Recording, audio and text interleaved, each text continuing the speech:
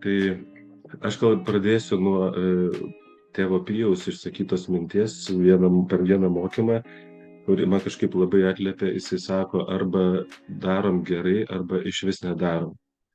Ir kai aš tik atėjau į Alfą, tai iš tikrųjų dar daugelį dalykų žiūrėjau taip truputį pro pirštus. Man atrodė, kad, nu ką ten, jau kas ten sumuštinė arba ta, tai negi čia toks labai svarbus dalykas. Atrodo, nu, paėmė iš lapenkos, nupirkai, ten batoną, sviestą užtepėjai, nu ir kažkaip tai paeis. Ir paskui iš tiesų mes mokomės vieni iš kitų. Ir atėjo vienas vyrukas, savanoris, kuris buvo atsakingas už sumuštinių tarnystę. Ir man pradžioje tai buvo labai didelis iššūkis, nes aš nesupratau, kaip mes spėsim viską padaryti, nes jisai prisineždavo visokių smulkiausių ten užtepėlių. Žodžiu, darydavo iš tų sumuštinukų tokius meno kūrinius. Ir man atrodo, viską reikia daryti labai greitai, čia nėra čia laiko terliotis. Ir aš, kadangi dirbau su juo, mane tas truputį iš pradžių erzino. Bet žinokit, paskui, taip laikui bėgant ir išgirdus žmonių reakcijas, žmonės vis tik tai pastebėjo, kiek daug meilės yra įdėta į tą sumuštinį ruošimą, į darymą. Ir jisai šiaip joks ne kulinaras, šiaip jisai kariškis. Bet atrado, sakau, nu, žmogus atrodo, kad visą savaitę jisai galvodavo, kaip jisai paruoš tą stalą, ką jisai dar sugalvos ir vis rasdavo būdų, kaip nustebinti. Tai tas svetingumas iš tikrųjų jisai nėra toks, nu, kaip savitikslis dalykas, bet vėlgi prisimenant Pijaus mokymą, kad nu, mūsų vienas iš tikslų Alpai parodyti mylinčias bažnyčios veidą, tai ir tą padaryti per labai konkrečius dalykus.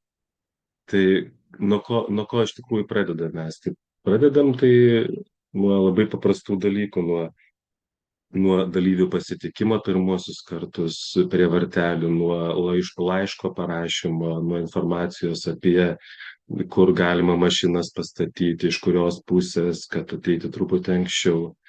Aišku, jau Janitai turi tokią vizitinę turbūt kortelę, kad koridoriai visada būna išdėliotos žvakutės, kurios kaip lėktuvų nusileidimo tokia žymi taką, tai ir Janito vienuolynė žymi taką, kur reikia nueiti. Jeigu pavyksta, dažniausiai pavyksta, stengiamės rasti ką nors, kas galėtų gyvai groti, ar fortepijonu, ar gitara, per tą laiką, kol renkasi žmonės. 15-20 minučių, kad būtų toks pragrojimas. Tai va, tai žodžiu, tokios smulkmenos, aišku, netgi pradedant nuo tokių dalykų, kad pasižiūrėti, patikrinti, ar koridoriai švarūs, ar tualetai yra išplauti, ar šiukšlės nelipa iš šiukšlių dėžių. Tai kiekvienas savanoris turi savo tarnystę ir jie tiesiog tuos visus dalykus stengiasi sužiūrėti ir sukurti kuo jaukesnę aplinką tiems žmonėms, kurie galbūt po labai labai ilgos pertraukos ateis į vienuolyną ar į bažnyčią. Ir yra labai svarbu, kokį tą pirmą įspūdį jie išsineš. Ir aš iš tikrųjų tai esu be galo nustebintas. Kiekvieną kartą esu vis iš naujo nustebinamas savanorių išradingumo. Ir gal čia truputėlį pabandysiu pasidalinti ekranu, kad jūs pamatytumėt, kaip čia kas atrodo, kad šiek tiek įsivaizduotumėte. Nu tai va, tai čia tą žvakutę įdėjau tiesiog, kad iliustruoti, kad kiekvieną kartą, kaip jau sakiau, kai ateina žmonės, ypač kai anksti temsta, tai yra labai jauku koridoriuose tos sudėtos žvakės. Čia viena savanorė padovanojo irgi, jinai pati ieškojo, nupirko tuos indus, 10 tokių indų stiklinių. Tiesiog man yra gražu, kai žmonės yra įkritę į tarnystę. Ne tai, kad prisimena trečiadienį vakare, kad ketvirtadienį mes eisim tarnauti, bet toks jausmas, kad jie gyvena visą savaitę nuo ketvirtadienio iki ketvirtadienio ir jie galvoja, ką galima padaryti geriau, ką galima padaryti gražiau. Vienas toks naujas dalykas, vėlgi čia gal antrą Alfą mes tik tai turim tokį. Tai vėlgi iš savanorių kažkas sugalvoja, kad galima padaryti blanknotus užrašams, kad žmonės tiesiog turėtų turėtų ant ko užsirašyti. Tai kiekvienam ateinančiam užsiregistravusiam dalyviui įteikiam ir po tokį blanknotėlį. Na va, čia mūsų savanorės, kurios ateina jau apie 4 valandą, ketvirtadienį. Alfa startuoja po 6:20, tai jos jau čia gerų porą valandų, pusantros ruošia, ruošia vaišių stalą. Ir kiekvieną kartą vis nustebina. Tai nes tikrai vis sugalvoja kažką tai naują. Ir atrodo, kiek dar galima kažką besugalvoti, kad ir su tais sumuštinukais, bet matai, kad žmonėms tas rūpi. Ir čia kitas dalykas yra dekoracijos, kuriamis irgi rūpinamės. Šiaip stengiamės, kad kiekvienai temai būtų atitinkama dekoracija. Tai reiškia, čia parodysiu. Čia tema buvo, o kaip su bažnyčia, tai viena savanorė, kurios čia yra tarnystė, papuošti salę, tai jinai prikepė meduolinių žmogeliukų. Čia buvo tema nejaugi tai viskas.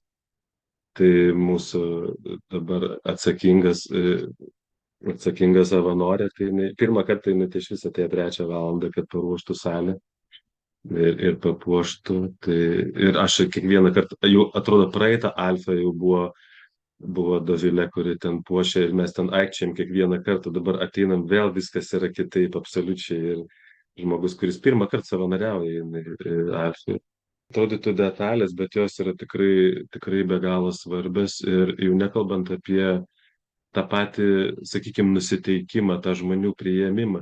Aš šiek tiek galvoju, kad reikia gal kažkaip pabrėžti tą natūralų nuoširdumą ir laukimą žmonių ir be dirbtinių šypsenų, be perspaudimo. Tai tas dalykas yra labai svarbus, kad tiesiog žmonės jaustų, kad jie iš tikrųjų rūpi savanoriams, kad jie iš tikrųjų čia yra laukiami. Ir toks tikslas to svetingumo parodymo, aišku, mes ten nekalbam apie svetingumą, mes tiesiog ateinam ir atliekam savo tarnystės, kiek įmanoma geriau. Bet tikslas yra toks, kad žmogus jaustųsi priimtas, kad jisai norėtų ateiti kitą kartą. Tai dar čia vieną parodysiu irgi. Kaip atrodo paprastų dalykų, dabar yra ruduo ir čia iš praeitą kartą čia darė. Taip pat stengiamės bent iki Šventosios Dvasios savaitgalio kiekvieną kartą po jau baigiantis vakarui dalyviams įteikti kokią nors mažą staigmenėlę, nedidelį kokį dalyką. Šitą vienas iš tų, kurį įteiksime kitą susitikimą, tai yra tokia skirtukas knygos, čia yra Magnificat tekstas, vienos mūsų savanorės iš Jeruzalės fotografuotas ir atvežtas padarytas, kurį mes jau tradiciškai teikiam. Pradžiai klaustukus dar tokius dalinam, tai tokių mažų meilės ženklų, tai stengiamės, kad jų būtų kuo daugiau. Bet aišku, nieko nebus, jeigu nebus užsidegimo savanorių didžiulė tikrai, nes mane tas labai žavi, tikrai aš negaliu atsistebėti, su kokiu entuzijazmu žmonės įkrenta, tikrai to žodžio prasme, įkrenta į tarnystės ir stengiasi daryti viską, kad būtų kuo gražiau, kuo skaniau, kuo jaukiau. Ir grupelėse taip pat irgi yra atsakinga tarnystė, nes žmonės paruošia grupelės, suskaičiuoja kėdės, kad užtektų, nes mūsų dabar yra 6 labai didelės tikrai grupės, jau tokios, kaip sakau, grupės ant ribos. Ir tai tas visas grupelės, visus tos kambarėlius irgi papuošia savanorės, kokią mažą gėlių plokštelę. Ir aišku, tą patį svetingumą turi pajusti ir lektoriai, tai stengiamės lektoriams taip pat kokią simbolinę dovanėlę, dažniausiai tai būna ir tokia auka finansinė, kad amortizuoti ir už kelionę. Ir jeigu ateina moteris pranešėja, tai stengiamės jau sukompiliuoti kokią gražesnę puokštę gėlių. Praeitą kartą buvo Eglė Lubenskaitė, tai baisiai džiaugiasi, sakė, čia gavo puokštę gėlių, sako, čia yra knyga 5 meilės kalbos, tai sakė, mano meilės kalba yra per gėlės, tai labai džiaugiasi. Tai tiesiog pagalvoti apie pranešėjus ir apie dalyvius ir sakau, nesiliauju stebėjęsis kaip žmonės netgi atranda savo talentus atėję į Alfą, kurie tikrai neturėjo nieko bendro su dekoravimu, su puošimu ten ar su gėdojimu. Ir žiūrėk, kad ateina į Alfą ir žmogus atranda kažką, ką tikrai labai gerai, labai gražiai daro. Tai turbūt tiek būtų iš manęs ir truputį gaila, kad ten strigo tos skaidrės, nu, bet kažką turbūt pamatėt. Ir grupelėse aš tiesiog kvieščiau dabar pasidalinti, o kokia jūsų yra patirtis, kaip jums sekasi kurti tą svetingumo atmosferą savo bendruomeniai, savo alfa kurse. Ir kitas svarbus klausimas tai yra, o su kokiais sunkumais susidurėte iš tikrųjų? Kas trukdo galbūt kurti tą svetingumą?